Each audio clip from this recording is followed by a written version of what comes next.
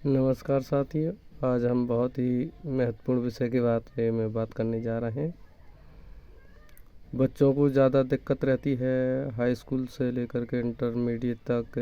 कोई भी टीचर जब उन्हें वाक पढ़ाने बैठता है तो उनसे पहचान के बारे में पूछता है, तो ज़्यादातर दिक्कत होती है बच्चों को।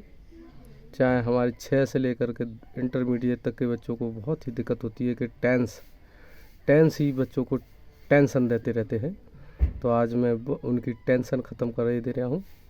आपको वाक की पहचान मात्र 1 या 2 मिनट के अंदर हो जाएगी। बाकी आप जो है वाक बनाने के नियमों को याद कर लें और आप वाक बनाना सीख जाएंगे। जैसे प्रेजेंट टेंस यानी कि ऐसा कोई वाक्य जिसके अंत में है शब्द आया है।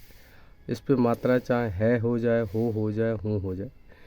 अगर ऐसा कोई वाक्य जिसके अंत में है शब्द आया है तो आप समझ जाएंगे कि वो वाक्य प्रेजेंट का है। ठीक है। पास्ट, ऐसा कोई वाक्य जिसके अंत में था, थी, थे, आ, ई, ए आया है तो समझ लेना कि वो पास्ट का है। फ्यूचर, ऐसा कोई सेंटेंस जिसके अंत में, वाक्यों के अंत में गा, गी, गे, गे शब्द आया है तो समझ लेना कि ये फ्यूचर का है। इस तरीके से हमारे टेंस 3 होते हैं: प्रेजेंट, पास्ट, फ्यूचर। आपको याद हो गए होंगे। ऐसा कोई सेंटेंस जिसके अंत में है आया है प्रेजेंट, जिसके अंत में था आया है पास्ट, जिसके अंत में गा आया है फ्यूचर। अब आप इनके सब पार्ट 4 हैं, उनको मैं लिखने जा रहा हूँ।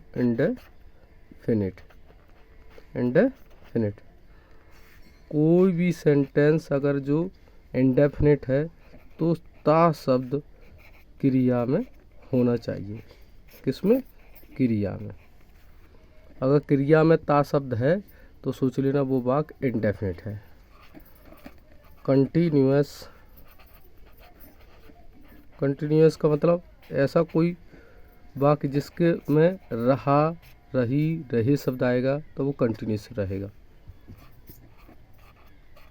परफेक्ट, ऐसा कोई सेंटेंस जिसमें चुका, लिया, दिया शब्द आएगा तो सोच लेना वो वाक्य हमारा परफेक्ट का है। परफेक्ट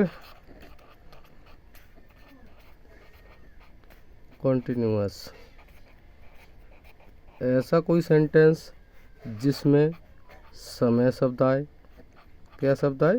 समय, और जिसमें रहा शब्द आए, सोच लेना कि वो हमारा परफेक्ट का है। अब आपको मैंने ये 4 शब्द लिख दिए हैं, 3 शब्द ये लिख दिए हैं। बस जो 12 काल में हमारी टेंस जो विभाजित हैं उनको आप याद कर चुके हैं। अब कहेंगे कैसे सर? कैसे? अगर आपने किसी भी सेंटेंस के अंत में है देखा, ता देखा क्रिया में, तो इसका मतलब ता है, ती है, ते है, ऐसा सेंटेंस में आया है तो सोच लेना वो क्या हो जाएगा? Present indefinite. ऐसा कोई वाक्य जिसके अंत में है आया, रहा है, रही है, रहे हैं शब्द आया तो सोच लेना वो प्रेजेंट कंटिन्यूअस हो गया। ऐसे ही ऐसा कोई वाक्य जिसके अंत में है आया, चुका, लिया, दिया शब्द आया तो सोच लेना कि वो प्रेजेंट परफेक्ट हो जाएगा। ऐसा कोई वाक्य जिसमें रहा है, रही है, रहे है के साथ समय शब्द आ रहा है तो सोच लेना वो प्रेजेंट परफेक्ट कंटिन्यूअस है। ध्यान रहे, कभी कभार कन्फ्यूजन में रहते बच्चे कि सर ने परफेक्ट का मतलब चुका भी लिख दिया है और समय भी लिख दिया है। हाँ बेटे, परफेक्ट और जब तक अकेला बोला जाएगा, प्रेजेंट, पास्ट और फ्यूचर के साथ बोला जाएगा, तब तक तो इसमें चुका लिया दिया आएगा। अगर इन तीनों के साथ परफेक्ट और कंटिन्यूस साथ साथ बोला जाएगा तो परफेक्ट का मतलब समय रहेगा। आपको थोड़ी मेहनत तो करनी पड़ेगी और समझना पड़ेगा। ये 3 जो हैं, 4 शब्द जो हैं, इन 7 शब्दों से आप ये सोच लीजिए आप 12 काल में कोई भी टेंस आपको जो है पहचान याद है, हो गई है। आप इन तीनों के साथ ये 4 शब्दों को अप्लाई कर लें। जिस तरीके से मैंने बताया था, प्रेजेंट के साथ लगाया था इन चारों को, अब आप पास्ट के साथ लगाएंगे। जैसे किसी वाक्य के अंत में था देखा, ता था, ती थी, ते थे ऐसा शब्द आ रहा है तो क्या हो जाएगा? Past indefinite. ऐसे था, रहा था, रही थी, रहे थे शब्द देखा तो पास्ट कंटिन्यूअस। चुका था, लिया था, दिया था तो पास्ट परफेक्ट। रहा था रही थी के साथ समय आ जाए तो पास्ट परफेक्ट कंटिन्यूस। ऐसे ही खेलेगा, गा शब्द जो है क्रिया में अगर आता है, यहाँ पर थोड़ी कन्फ्यूजन रहती है बच्चों को कि फ्यूचर इंडेफिनिट कैसे बनेगा। तो आपको क्रिया में गागे के शब्द दिख जाए तो फ्यूचर इंडेफिनिट होगा। रहा होगा रही होगा तो फ्यूचर कंटिन्यूस होगा। चुका होगा चुकी होगी फ्यूचर परफेक्ट।